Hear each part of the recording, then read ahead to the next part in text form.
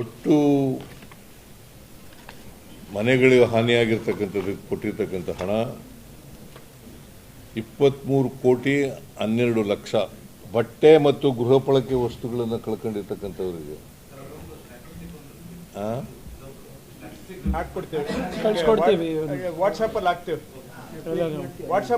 Press note ಕಳಿಸ್ತೀವಿ sir. ಕಳಿಸ್ಕೊಡ್ತಾರೆ. ನೀವು ಬರ್ಕೊಳಕ್ಕಾಗಲ್ವಾ? ಅವರು ಟೈಪ್ ಮಾಡ್ತಾರೆ ಸರ್. ಅವರು ಟೈಪ್ ಬರೆಯೋದು ಮರ್ತೋಗ್ಬಿಟ್ಟಿದ್ದಾರೆ ಸರ್.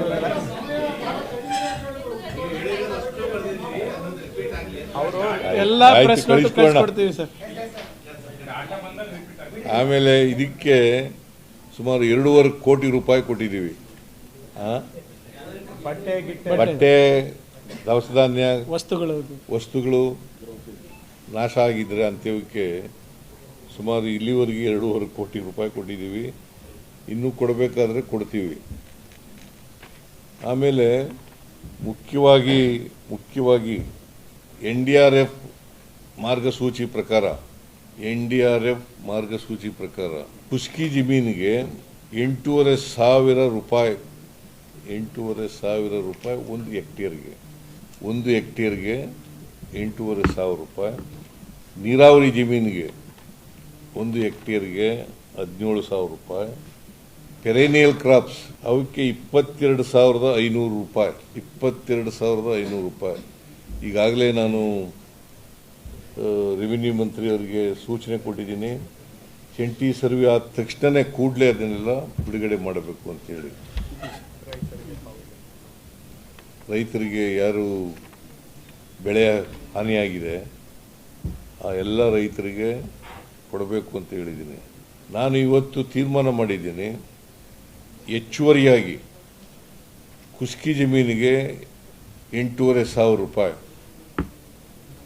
ಅದು ಒಟ್ಟು ಎಷ್ಟಾಗ್ತದೆ ಅಂದರೆ 1 ಹೆಕ್ಟೇರ್ಗೆ 17,000 ರೂಪಾಯಿ ಆಗುತ್ತೆ.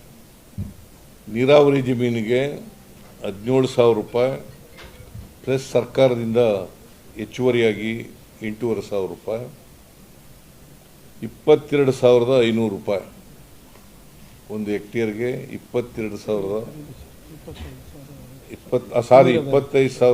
ರೂಪಾಯಿ.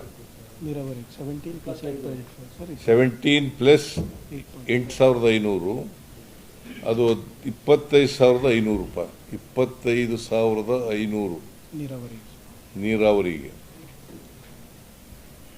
ಆಮೇಲೆ ಪೆರೇನಿಯಲ್ ಕ್ರಾಪ್ಸ್ ಅವಕ್ಕೆ NDRF ನಾರ್ಮ್ಸ್ ಪ್ರಕಾರ 22,500 ರೂಪಾಯಿ. ಸರ್ಕಾರ ಹೆಚ್ಚುವರಿಯಾಗಿ ಕೊಡ್ತಕ್ಕಂಥದ್ದು 8,500 ರೂಪಾಯಿ. ಒಟ್ಟು 1 ಹೆಕ್ಟೇರ್ಗೆ 31,000 ರೂಪಾಯಿ ರೈತರಿಗೆ ಕೊಡ್ತೀವಿ. 1 ಹೆಕ್ಟೇರ್ಗೆ. ಸೊ ಒಟ್ಟಾರೆಯಾಗಿ ರಾಜ್ಯ ಸರ್ಕಾರದಿಂದ ಹೆಚ್ಚುವರಿಯಾಗಿ ಖುಷ್ಕಿ ಬೆಳೆಗೆ 8,500 ರೂಪಾಯಿ, ನೀರಾವರಿ ಜಮೀನಿಗೆ 8,500 ರೂಪಾಯಿ, ಮತ್ತು ಬಹುವಾರ್ಷಿಕ ಬೆಳೆಗಳು ಪೆರೇನಿಯಲ್ ಕ್ರಾಪ್ಸ್ ಅವಕ್ಕೆ 8,500 ರೂಪಾಯಿ. ಅಂದರೆ 1 ಹೆಕ್ಟೇರಿಗೆ ರೈತರಿಗೆ ಖುಷ್ಕಿ ಬೆಳೆಗೆ 17,000 ರೂಪಾಯಿ ಸಿಗುತ್ತೆ ಒಟ್ಟಾರೆಯಾಗಿ. ನೀರಾವರಿ ಜಮೀನಿಗೆ 25,500 ರೂಪಾಯಿ ಸಿಗುತ್ತೆ. ಮತ್ತು ಪೆರೇನಿಯಲ್ ಕ್ರಾಪ್ಸ್ಗೆ 31,000 ರೂಪಾಯಿ ಸಿಗುತ್ತೆ. ಇದನ್ನು ಇವತ್ತು ತೀರ್ಮಾನ ಮಾಡಿ ಘೋಷಣೆ ಮಾಡ್ತಾ ಇದ್ದೀವಿ. ಸರ್ಕಾರ ಇದನ್ನು ಹೆಚ್ಚುವರಿಯಾಗಿ ಕೊಡಬೇಕು ಅಂತೇಳಿ ಇದ್ದೀವಿ. ಇದು ಸುಮಾರು ಎರಡು ಸೇರಿಸಿದ್ರೆ NDRF ನಾರ್ಮ್ಸ್ ಪ್ರಕಾರ ಕೊಡ್ತಕ್ಕಂಥದ್ದು ಮತ್ತು ನಾವು ಹೆಚ್ಚುವರಿಯಾಗಿ ಕೊಡ್ತಕ್ಕಂಥದ್ದು 20,000ಕ್ಕೂ ಹೆಚ್ಚು, 2,000ಕ್ಕೂ ಹೆಚ್ಚು 2,000ಕ್ಕೂ ಹೆಚ್ಚು ಕೋಟಿ ರೂಪಾಯಿಗಳನ್ನು ರೈತರಿಗೆ ಕೊಡ್ತಾ ಇದ್ದೀವಿ ಇಡೀ ರಾಜ್ಯದಲ್ಲಿ.